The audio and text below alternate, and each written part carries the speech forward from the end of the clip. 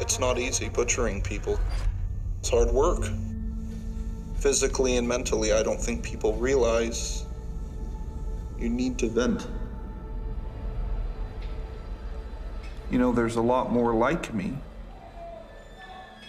Do you think so? If you're a fan of David Fincher's 2007 film Zodiac, you're going to love the director's new Netflix 10-episode serial killer series Mindhunter that debuts tomorrow on the streaming service. I know that I do.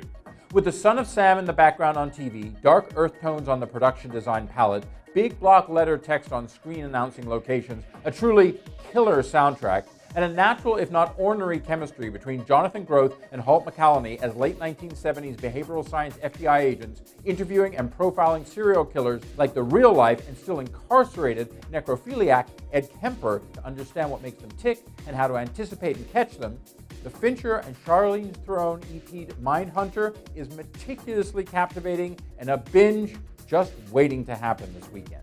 40 years ago, your FBI was founded hunting down John Dillinger. Now, we have extreme violence between strangers. We travel around the country and teach FBI techniques to cops. You guys mind if I bother you for a minute? She was found cuffed and lashed to the bed. What people won't do to each other. There's nothing people won't do.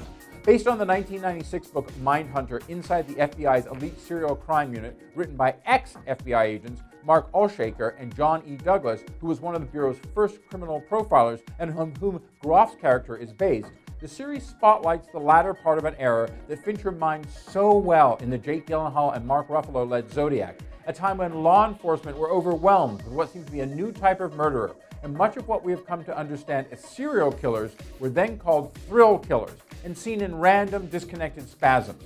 Honestly, the Joe Penhall-created Mindhunter is epic-level and epic-length Fincher, who directed the first 2 episodes and the last 2, that, to paraphrase the show, seeks to get ahead of crazy by learning how crazy thinks, and mixing historical facts with honed narrative fiction is also a great ride down an often very deep, and unsurprisingly, given the subject matter, dark rabbit hole into psycho-killer wonderland.